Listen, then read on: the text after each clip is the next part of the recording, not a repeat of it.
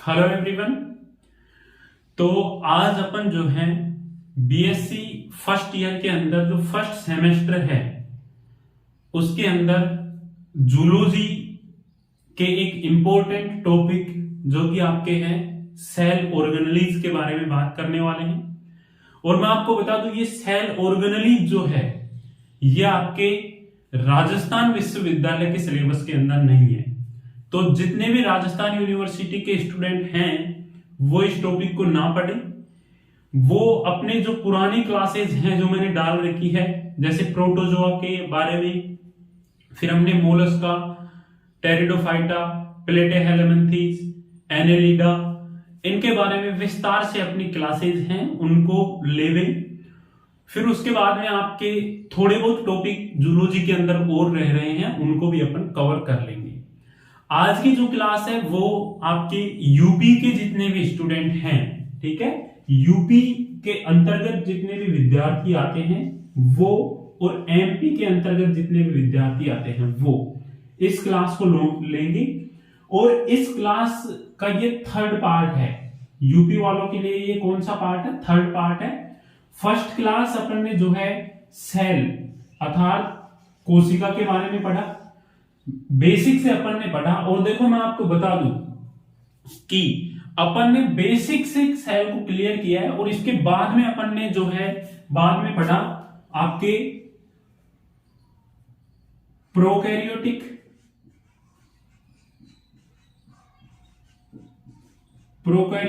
और यूकैरियोटिक, ठीक है, प्रोकैरियोटिक और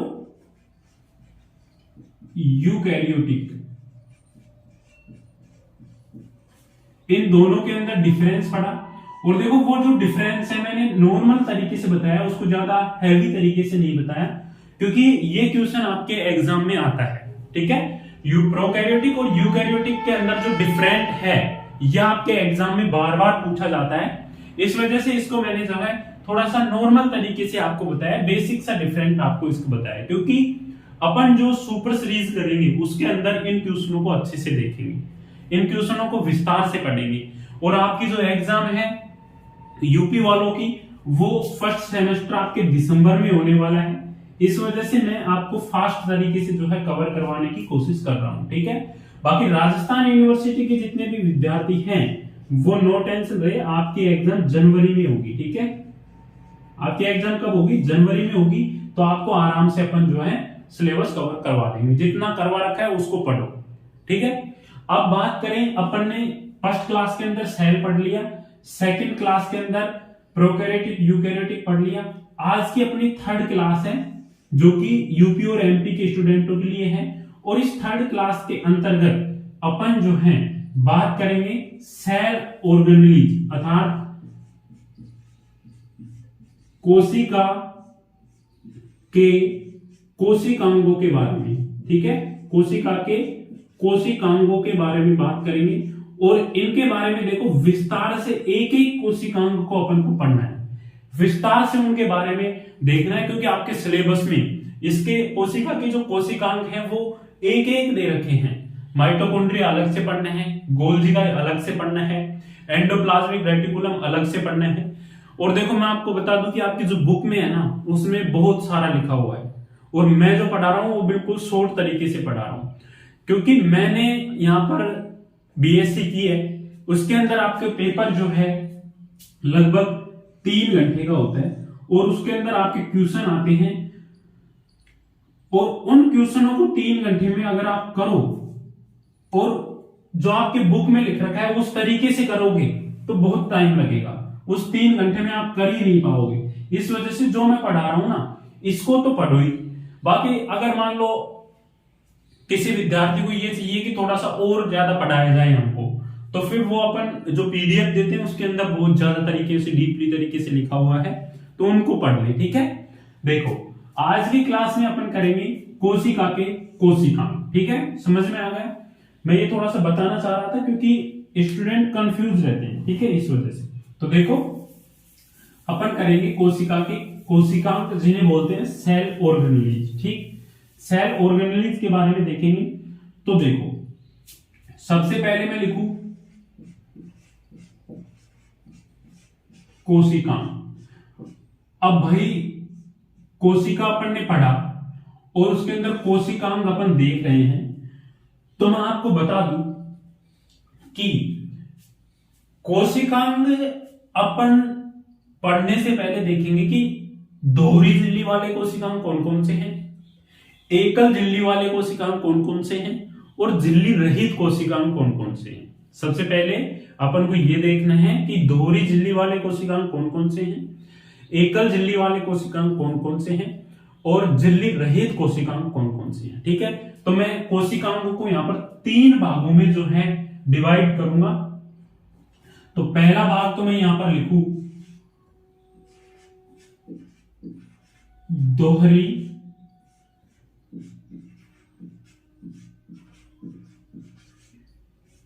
झिल्ली युक्त कोशिकांग। ठीक है, दोहरी झिल्ली युक्त कोशिकांग। ठीक है, सेकंड में यहां पर इनको डिवाइड करूं तो झिल्ली रहित कोशिकांग,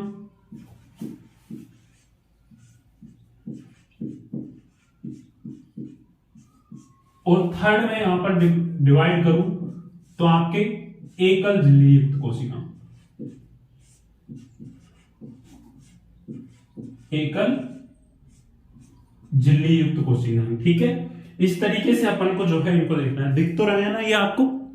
हाँ, बिल्कुल क्लियर दिख रहा है। ठीक है, अब देखो दोहरी झिल्ली युक्त कोशिकांग कौन कौन से हैं, झिल्ली रहित कोशिकांग कौन कौन से हैं, और एकल झिल्ली युक्त कोशिकांग कौन कौन से हैं। सबसे पहले अपन को ये देखना है। ठीक है, तो फिर इससे ये बेनिफिट रहता है कि आपके मान लें कि एग्जाम में क्वेश्चन पूछ लिया जाए केंद्रक, कि केंद्रक जो है इसके बारे में विस्तार से आपको लिखना है, तो फिर आपको जैसे कि फर्स्ट वहां पे लिखोगे कि यह कोशिका का कोशिकांग है जो कि दोहरी झिल्ली युक्त होता है। ठीक है, फिर आपसे मान लो पूछ ले यहां पर इसके बाद में कि राइबोसोम, तो आपको लिखना है कि राइबोसोम जो है कोशिका का कोशिकांग है जो कि झिल्ली रहित होता है। ठीक है, एक लाइन तैयार हो रही है ना आपकी।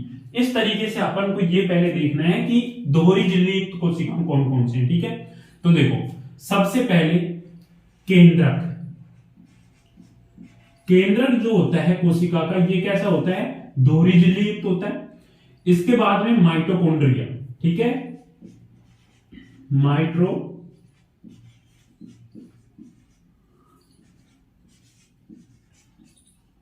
माइटोकॉन्ड्रिया। ठीक है, ये भी कैसा होता है? दोहरी झिल्ली युक्त कोशिकांग होता है। इसके बाद में मैं बात करूं तो क्लोरोप्लास्ट।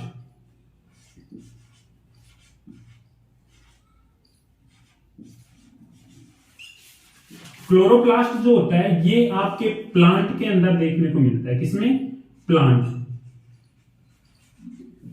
पादपों के अंदर जो है ये क्लोरोप्लास्ट आपको देखने को मिलेगा। ठीक है, तो यहां पर 3 मैंने बात की कि केंद्रक, माइटोकॉन्ड्रिया और क्लोरोप्लास्ट, ये तीनों क्या है? दोहरी झिल्ली युक्त कोशिकांग है, ध्यान रखना। और जो क्लोरोप्लास्ट है ये प्लांट के अंदर आपको देखने को मिलेगा। ठीक है, ओनली फॉर प्लांट में पाया जाता है। ठीक है, अब देखो मैं बात करूं यहां पर जो आपके झिल्ली रहित कोशिकांग है ये कौन कौन से हैं, तो सबसे पहले राइबोसोम।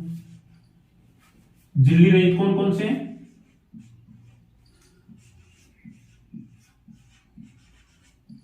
राइबोसोम आपके कैसा है? झिल्ली रहित कोशिकांग है। ठीक है, इनके बारे में विस्तार से पढ़ेंगे, केंद्र के बारे में विस्तार से पढ़ेंगे, माइटोकॉन्ड्रिया के बारे में विस्तार से पढ़ेंगे, क्लोरोप्लास्ट के बारे में विस्तार से पढ़ेंगे। ठीक है, राइबोसोम आपके जो है कैसा है? झिल्ली रहित कोशिकांग है। कोशिका के वे कोशिकांग जो झिल्ली रहित होते हैं उनको मैं यहां पर नोट कर रहा हूं। ठीक है, तो राइबोसोम। इसके बाद में आपका है सेंट्रोसोम। ठीक है, इसके बाद में है सेंट्रोसोम। फिर आपके मैं बात करूं साइटोस्केलेटन।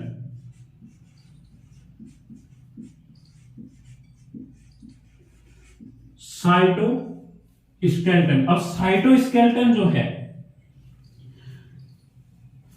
जो साइटोस्केलेटन है इसको मैं यहां पर लिख दूं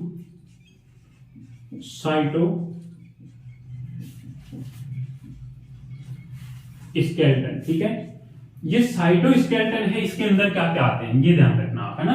देखो साइटो का मतलब कोशिका और स्केलेटन का मतलब कंकाल, अर्थात कोशिका का कंकाल। अब कोशिका का कंकाल कौन कौन से बनाते हैं, एक तो माइक्रोट्यूब्यूल्स होते हैं और एक माइक्रोफिटामेंट होते हैं जो कि साइटोस्केलेटन बनाते हैं, ठीक है।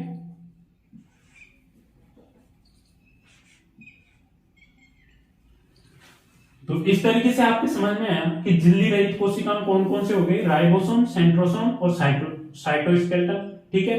और दोहरी झिल्ली युक्त केंद्रक, माइटोकॉन्ड्रिया और क्लोरोप्लास्ट।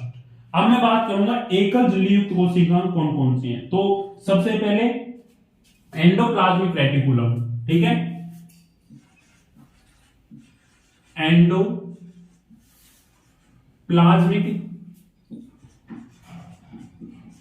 रेटिकुलम। एंडोप्लाज्मिक रेटिकुलम जो आपके एकल झिल्ली युक्त कोशिकांग है।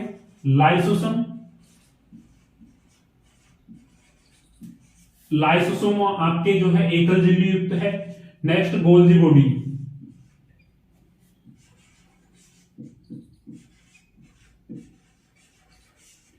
ठीक है, गोल्जी बॉडी।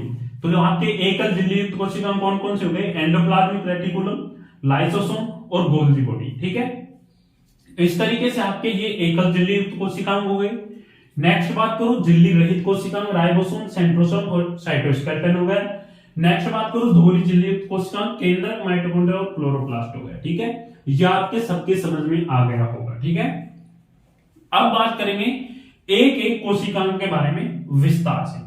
तो सबसे पहले मैं बात करूंगा एकल झिल्ली युक्त कोशिकांग जितने भी हैं इनके बारे में, फिर अपन बात करेंगे झिल्ली रहित कोशिकांगों के बारे में, और फिर अपन बात करेंगे दोहरी झिल्ली युक्त कोशिकांगों के बारे में। और इनमें से मैं बता दूं आपको कौन कौन से कोशिकांग पढ़ने हैं जो कि एग्जाम की दृष्टि से इंपॉर्टेंट हैं, ठीक है। एक तो आपको माइटोकॉन्ड्रिया लगा लेना स्टार, एक तो माइटोकॉन्ड्रिया पढ़ लेना है, एक एंडोप्लाज्मिक रेटिकुलम पढ़ लेना है, और एक ये तो आपको पूरा ही पढ़ना है, ठीक है। इसके अंदर माइटोकॉन्ड्रिया देख लेना, राइबोसोम देख लेना, ठीक है। इनको आप जो है अच्छे से पढ़ लेना। एग्जाम में आपसे ये नहीं पूछेगा, केंद्रक के बारे में ध्यान रखना, बहुत कम पूछता है। सेंट्रोसोम के बारे में नहीं पूछता, साइटोस्केलेटन के बारे में नहीं पूछता, ठीक है। तो ये हो गए अपने कोशिकांग जो कि दोहरी झिल्ली युक्त कोशिकांग है, एकल झिल्ली युक्त कोशिकांग है और झिल्ली रहित कोशिकांग है, ठीक है। फिर से एक बार देखेंगे अपन कि दोहरी झिल्ली युक्त कोशिकांग कौन कौन से हो गए, केंद्रक, माइटोकॉन्ड्रिया और अपने एक क्लोरोप्लास्ट, जो कि क्लोरोप्लास्ट होता है प्लांट के अंदर आपको देखने को मिलेगा, ठीक है। नेक्स्ट बात करूं झिल्ली रहित कोशिकांग, तो झिल्ली रहित कोशिकांग कौन कौन से हैं, राइबोसोम, सेंट्रोसोम और साइटोस्केलेटन, ठीक है। अब साइटोस्केलेटन जो होता है, साइटोस्केलेटन अर्थात कोशिका का कंकाल बनाने के लिए एंडोप्लाज्मिक रेटिकुलम बहुत भूमिका निभाते हैं, और किस तरीके से निभाता है ये अपन देखेंगे, ठीक है। एकल झिल्ली कोशिकांग में आता है एंडोप्लाज्मिक रेटिकुलम, लाइसोसोम और गोल्जी बॉडी, ठीक है। यहां तक क्लियर। अब देखो, अब बात करेंगे अपन एक एक कोशिकांग के बारे में। तो सबसे पहले अपन पढ़ेंगे एकल झिल्ली युक्त कोशिकांगों के बारे में। किसके बारे में, एकल झिल्ली युक्त कोशिकांग हैं, इनके बारे में देखेंगे, ठीक है। तो एकल झिल्ली युक्त कोशिकांग है आपके एंडोप्लाज्मिक रेटिकुलम, क्या है, एंडोप्लाज्मिक रेटिकुलम, ठीक है। तो देखो एंडोप्लाज्मिक रेटिकुलम को मैं यहां पर नोट करता हूं। देखो अपन ने यहां पे लिखा एंडोप्लाज्मिक रेटिकुलम, ठीक है। और देखो सभी विद्यार्थी ध्यान रखना, पीडीएफ में आपको दे दूंगा, उनमें से आप इनको नोट कर सकते हो। बाकी अपने पास बुक रखा करो, सोल्ड पेपर रखा करो, उनके अंदर जो आप इनको देखते चला करो। बाकी क्लास को, इस क्लास को या फिर इस कोर्स को आपने परचेज किया है तो यहां पे सिर्फ आपको जो है इस क्लास को क्लास के अंदर समझना है, ठीक है। बाकी बाद में उतारने का काम बाद में करना है, समझना है सिर्फ। यहां पे एंडोप्लाज्मिक रेटिकुलम है, इसको अपन दो भागों में विभाजित करते हैं, ठीक है, दो टाइप्स में इनको अपन बांटते हैं। तो दो टाइप्स हैं इसके।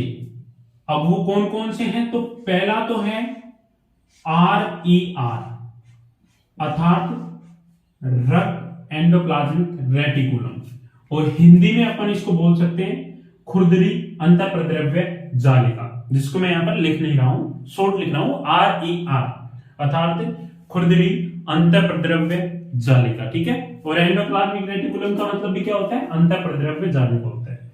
सेकंड में बात करूं यहां पे इसका टाइप है वो है SER अर्थात स्मूथ एंडोप्लाज्मिक रेटिकुलम, जिसको अपन बोलेंगे चिकनी अंतःप्रद्रव्य जालिका। ठीक है, स्मूथ एंडोप्लाज्मिक रेटिकुलम और RER, ठीक है, अर्थात खुरदरी अंतःप्रद्रव्य जालिका। अब इन दोनों के अंदर अपन को डिफरेंट यहां पे देखना है, और डिफरेंट ज्यादा नहीं देखना, सिर्फ मैं आपको यहां पर एक या दो डिफरेंट बताऊंगा। बाकी अपन जो है एंडोप्लाज्मिक रेटिकुलम के कार्यों के ऊपर चर्चा करेंगे, जो कि एग्जाम की दृष्टि से इंपॉर्टेंट है। बाकी एग्जाम में पूछा गया क्वेश्चन है RER और SER के अंदर डिफरेंट बताइए, और जो क्वेश्चन पूछे गए हैं उनको मैं थोड़ा नॉर्मल तरीके से बता रहा हूं, क्योंकि सुपर सीरीज में इन क्वेश्चनों को हल करेंगे, वहां पर अपन देखेंगे। ठीक है, अब देखो यहां पर जो RER होता है, इस पर इसकी सतह पर राइबोसोम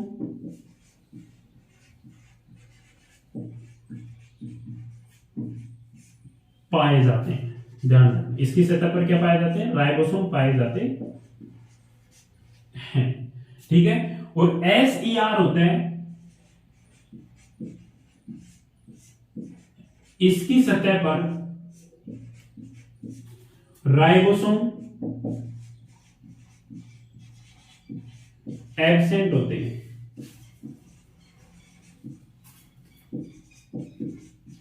ठीक है, इसकी सतह पर राइबोसोम क्या होते हैं? एब्सेंट होते हैं, अर्थात अनुपस्थित होते हैं। नेक्स्ट में बात करूं कि इस RER का कार्य क्या है। अब देखो भाई, अगर मैं लिखना चाहूं तो एक और लिख दो आपके, ये क्या होती है? खुरदरी होती है, और ये क्या होती है? चिकनी होती है। ठीक है, ये काफी डिफरेंट है, जो आप खुद पढ़ सकते हो। ठीक है, उनमें ना तो समझाने की जरूरत है और ना ही उनको यहां पे नोट करने की जरूरत है, PDF में मिल जाएंगे, वो वहां से आप पढ़ लेना। ठीक है, नेक्स्ट बात करें कार्य। इसका कार्य क्या है और इसका कार्य क्या है, ये अपन को देखना है, और ये इंपॉर्टेंट है आपके कार्य। एक एक कार्य देखेंगे अपन। ठीक है, तो देखो यहां पर जो आपके RER है, इसका कार्य है प्रोटीन संश्लेषण। प्रोटीन संश्लेषण, ठीक है, प्रोटीन संश्लेषण का कार्य किसका है? RER का है, अर्थात खुरदरी अंतःप्रद्रव्य जालिका का है। और यहां पर समझने की कोशिश करें तो मैंने आपको पिछली क्लास में आपको डायग्राम बताया था, और उसमें बताया था कि ये केंद्रक है, और यहां से इस तरीके से जो है एंडोप्लाज्मिक रेटिकुलम लगी होती है। एंडोप्लाज्मिक रेटिकुलम लगी हुई होती है, और इन एंडोप्लाज्मिक रेटिकुलम के ऊपर इस तरीके से राइबोसोम होते हैं, और ये राइबोसोम होते हैं वो कौन सी वाली एंडोप्लाज्मिक रेटिकुलम का भाग होगा? RER का भाग होगा। और राइबोसोम जो जहां पे होंगे, तो आपको पता है प्रोटीन का संश्लेषण तो होगा भाई, राइबोसोम जहां पे हैं वहां पर प्रोटीन संश्लेषण तो होगा, और जहां पे राइबोसोम नहीं है, ठीक है, इस तरीके से ये आपकी स्मूथ हो गई, अर्थात SER हो गई। अब इसके ऊपर राइबोसोम नहीं है, तो यहां पर प्रोटीन का संश्लेषण नहीं होगा, परंतु यहां पर क्या होगा? लिपिड, फैट और हार्मोनों का संश्लेषण।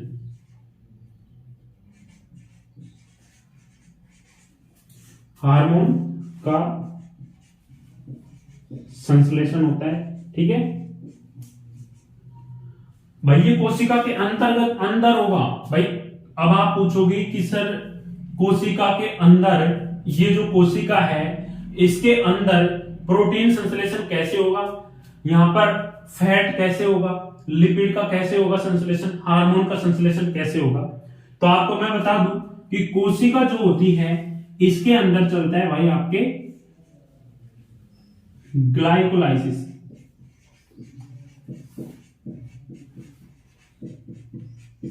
क्या चलता है, ग्लाइकोलाइसिस चलता है। और ये जो ग्लाइकोलाइसिस की प्रक्रिया होती है इसके अंतर्गत आपके कोशिका का आंतरिक पाचन होता है। क्या होता है, आंतरिक पाचन होता है, जिसमें फैट बनती है, कार्बोहाइड्रेट बनती है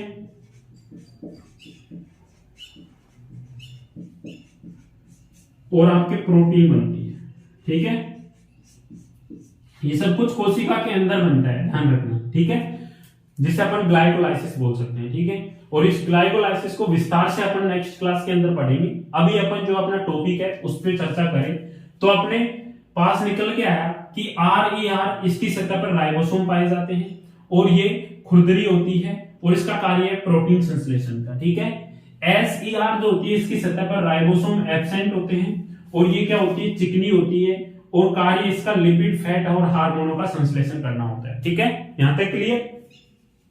अब मैं बात करूं कि भाई अभी तो अपन ने इसके दो टाइप्स पढ़े, जिसमें RER और SER हो गए, जिनका अपन ने एक डिफरेंट और इनका कार्य देख लिया। अब अपन बात करेंगे कार्य जो कि पूरे एंडोप्लाज्मिक रेटिकुलम के होंगे, इन दोनों के मिला के भी होंगे।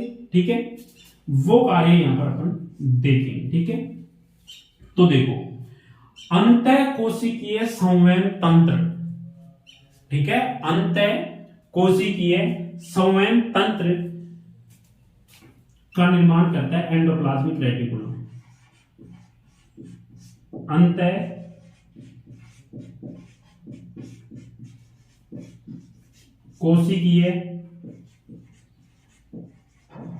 संवहन तंत्र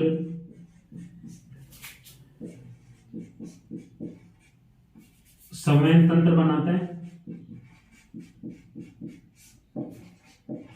ठीक है, और जो ये अंतःकोशिकीय संवहन तंत्र है ये भाई काम क्या करता है कोशिका के अंतर्गत, ये बात करेंगे। तो कोशिका के अंदर ये पदार्थों का जो है परिवहन करता है। क्या करता है, पदार्थों का परिवहन करता है, ध्यान रखना। ठीक है, पदार्थों का क्या करता है, परिवहन करता है। अंतःकोशिकीय संवहन तंत्र बनाता है एंडोप्लाज्मिक रेटिकुलम, जो क्या करता है, पदार्थों का परिवहन करता है। नेक्स्ट मैं बात करूं कि यह गोल्जी बॉडी एवं लाइसोसोम बनाता है। जो एंडोप्लाज्मिक रेटिकुलम है ये क्या करता है, गोल्जी बॉडी, गोल्जी बॉडी एवं राइबोसोम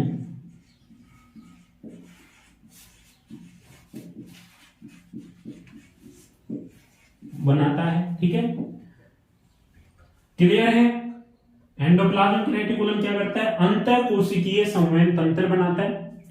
नेक्स्ट, ये कोशिका के अंदर गोल्जी बॉडी एवं राइबोसोम जो है बनाता है। ठीक है, नेक्स्ट मैं बात करूं, डिटॉक्सिफिकेशन का कार्य भी आपके एंडोप्लाज्मिक रेटिकुलम करता है। अब डिटॉक्सिफिकेशन का मतलब क्या होता है, इसका मतलब होता है आपके कि विषाक्तता को कम करता है। ठीक है, क्या हो गया, विषाक्तता। पहला कार्य अपन ने देखा, दूसरा कार्य देखा, तीसरा देखो,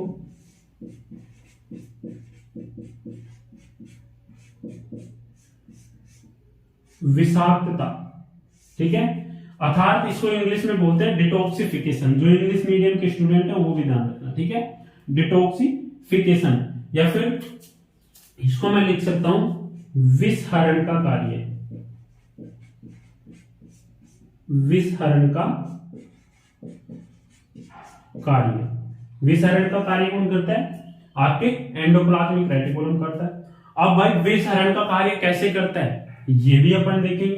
तो देखो, आपको पता है कि अपने जो शरीर है उसके अंदर विषाक्तता का कार्य, डिटॉक्सिफिकेशन का कार्य कौन सा अंग करता है? तो लीवर करता है। ध्यान रखना, अपने शरीर के अंदर अगर कोई व्यक्ति गलती से जहर खा जाए और वो जहर एक लिमिटेड मात्रा में खाए, तो उस जहर को सबसे पहले जाना होगा कहां पर? उसको वो डायरेक्ट अमाशय में नहीं जाएगा, वो जाएगा लीवर के अंदर, क्योंकि अमाशय बोलेगा कि भाई अपनी पार नहीं पड़ने वाली, ये तो कुछ अलग ही चीज है, तो उसको लीवर के पास भेजा जाता है।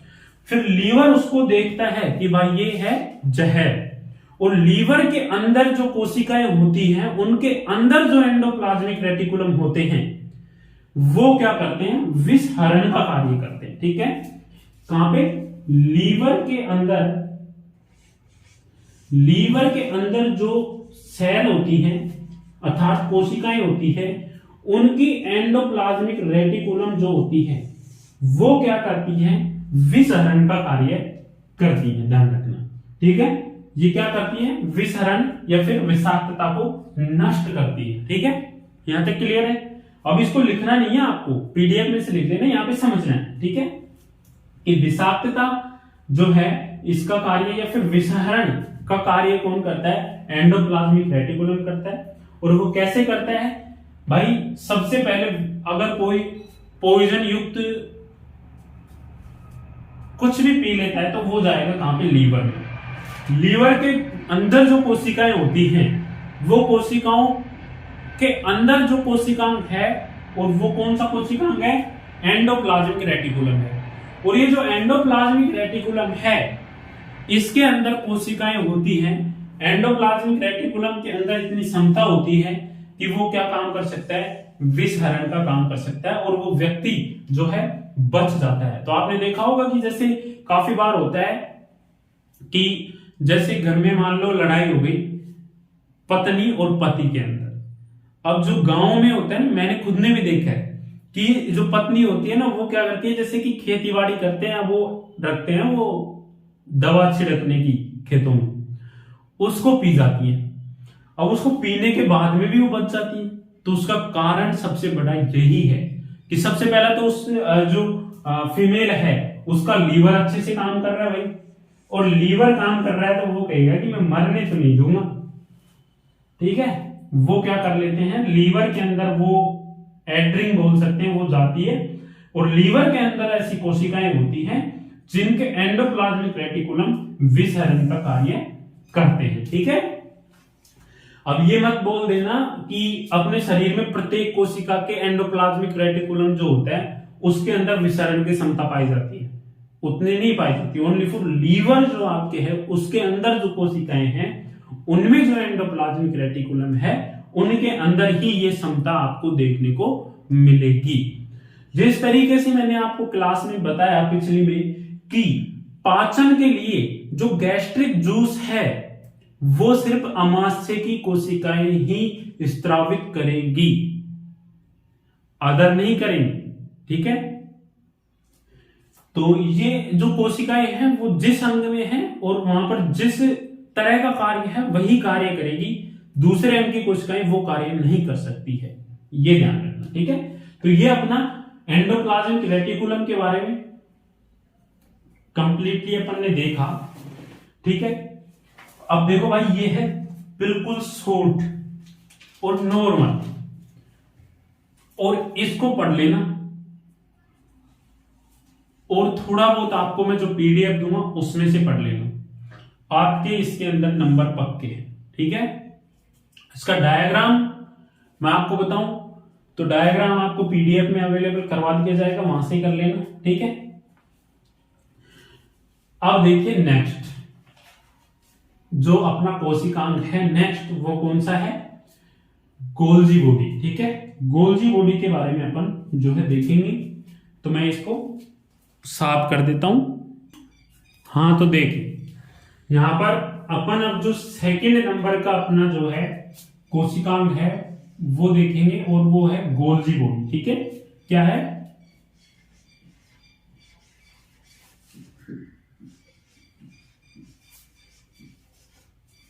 Golgi body.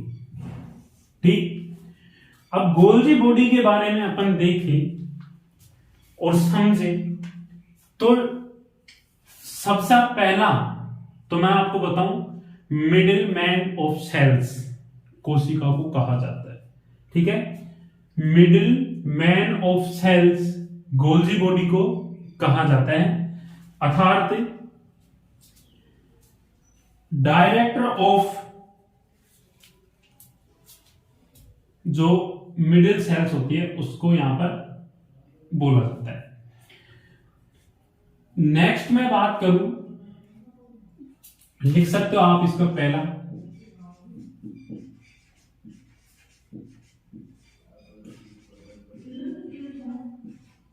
Of cell,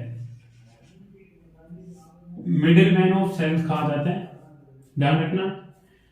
next मैं बात करूं, इसका काम होता है हार्मोन स्रावित करना।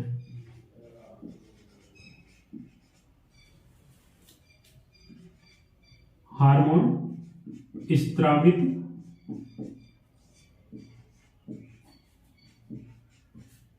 कराना। ठीक है, मिडिल मैन ऑफ सेल कहा जाता है गोल्जी बॉडी को। दूसरा इसका काम है हार्मोन स्रावित करवाना। नेक्स्ट इसका इंपॉर्टेंट जो काम है वो आपके है भाई, जो एंडोप्लाज्मिक रेटिकुलम थी उसने क्या किया, प्रोटीन का संश्लेषण किया। ठीक है, प्रोटीन बनाई और नेक्स्ट लिपिड बनाई। इसको हिंदी में लिख देता हूं मैं, लिपिड बनाई। ठीक है, प्रोटीन का और लिपिड का काम किया। ठीक है, प्रोटीन वहां पर किसने बनाई थी, RER ने प्रोटीन का संश्लेषण किया था, और लिपिड जो है आपके SER ने किया था। ठीक है, स्मूथ एंडोप्लाज्मिक रेटिकुलम ने किया था। अब गोल्जी बॉडी जो होता है वो काम करता है प्रोटीन और लिपिड जो होता है इसके ऊपर CHO ग्रुप लगाने का। ठीक है, क्या काम करता है, CHO ग्रुप लगाने का। और वो जो CHO ग्रुप है वो किस तरीके से लगेगा, देखिए जैसे प्रोटीन है प्लस CHO, तो ये आपके बन जाएगा ग्लाइकोप्रोटीन।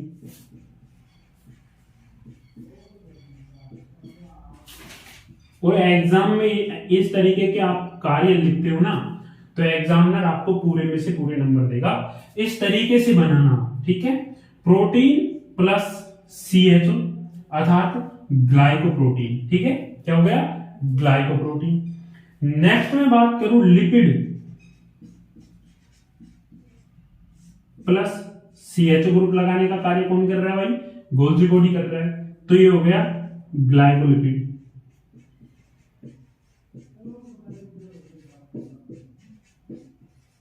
ठीक है, ये क्या हो गया, ग्लाइकोलिपिड हो गया। ठीक है, तो आपके समझ में आया कि पहला तो गोल्जी बॉडी को मिडिल मैन ऑफ सेल कहा जाता है, दूसरा हार्मोन स्रावित कराना जो है गोल्जी बॉडी का कार्य है, तीसरा एंडोप्लाज्मिक रेटिकुलम ने जो प्रोटीन का संश्लेषण किया था और लिपिड का संश्लेषण किया था उनके ऊपर CHO ग्रुप लगाने का, CHO समूह लगाने का कार्य कौन कर रहा है, गोल्जी बॉडी कर रहा है। अर्थात प्रोटीन प्लस इसके ऊपर CHO समूह लगाया किसने, गोल्जी बॉडी ने, तो ये बन गया ग्लाइकोप्रोटीन।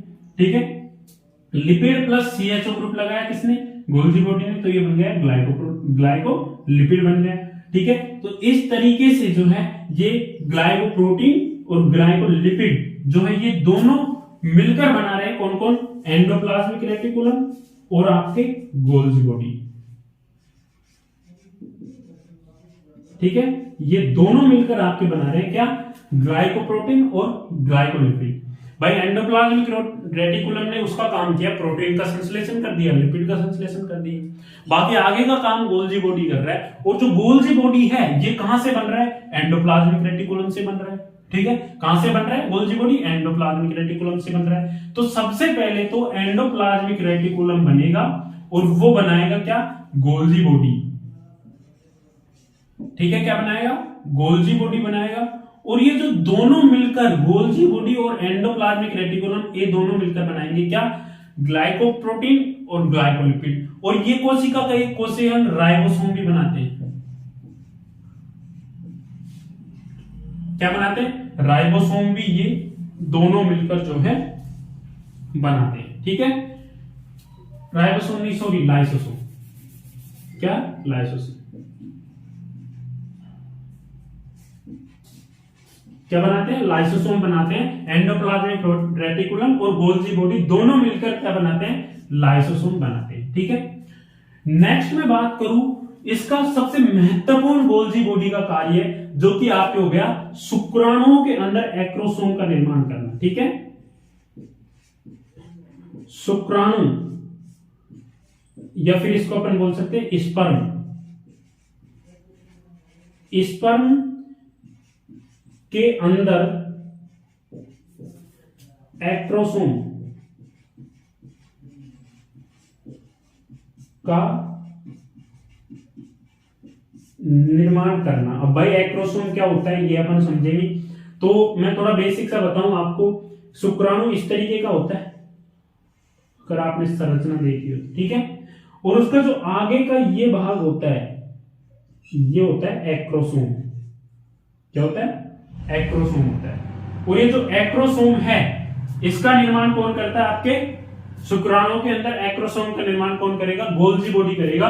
और सबसे शानदार डिफरेंट जो है ये आपके यहां पर गोल्जी बॉडी का रहेगा। ठीक है, सबसे शानदार जो वर्क है ये यही रहने वाला है, इंपॉर्टेंट काफी। ठीक है, तो यहां तक आपके समझ में आया गोल्जी बॉडी के बारे में, थोड़ा बेसिक से अपन ने देखा। ठीक है, नेक्स्ट में बात करूं, अगला कोशिकांग आपके लाइसोसोम। क्या, लाइसोसोम। ये गोल्जी बॉडी के बारे में अपन ने पढ़ लिया। अब देखो भाई, इसके मेन जो इंपॉर्टेंट है ना, वो अपन ने यहां पर देख ली। इसके बारे में थोड़ा सा जैसे कि थ्योरी की बातें हैं, थ्योरी टाइप में आपको लिखना सीखना है, तो वो अपन पीडीएफ के अंदर, और इतना आप जानते हो। ठीक है, देखो पढ़ाई सब करते हैं, और मेरे कहने का एक ही मतलब है कि स्मार्ट स्टडी करो।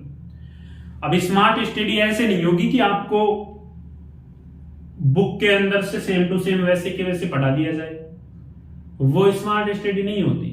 बुक के अंदर तो बहुत रामायण दे रखी है, समझने की चीजें हैं, यहां से समझो और बुक को पढ़ लो नॉर्मल। गारंटी के साथ कहता हूं, अगर क्वेश्चन गोल्जी बॉडी से आ जाए और इतना मैंने बताया ये लिख दो और 2-4 लाइन अपनी तरफ से लिख दो, पूरे में से पूरे नंबर मिलेंगे। ठीक है, और इन कोशिकांगों के ऊपर से क्वेश्चन पूछा जाता है सिर्फ क्या, 3 नंबर का या फिर 2 नंबर का, 3 नंबर का या 2 नंबर का। अब इसमें यार तुम रामायण लिखने लग जाओ तो फिर कोई मतलब नहीं है।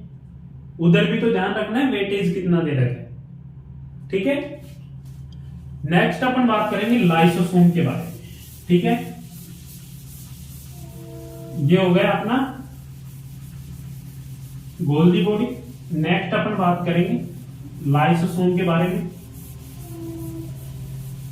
और देखो, मैं सबसे इंपॉर्टेंट बता दूं कि काफी विद्यार्थी जो हैं कंफ्यूज हैं कि इंपॉर्टेंट क्वेश्चनों की सीरीज कब आएगी, तो जल्द आएगी। ठीक है, और वो आपके लिए बहुत महत्वपूर्ण होने वाली है।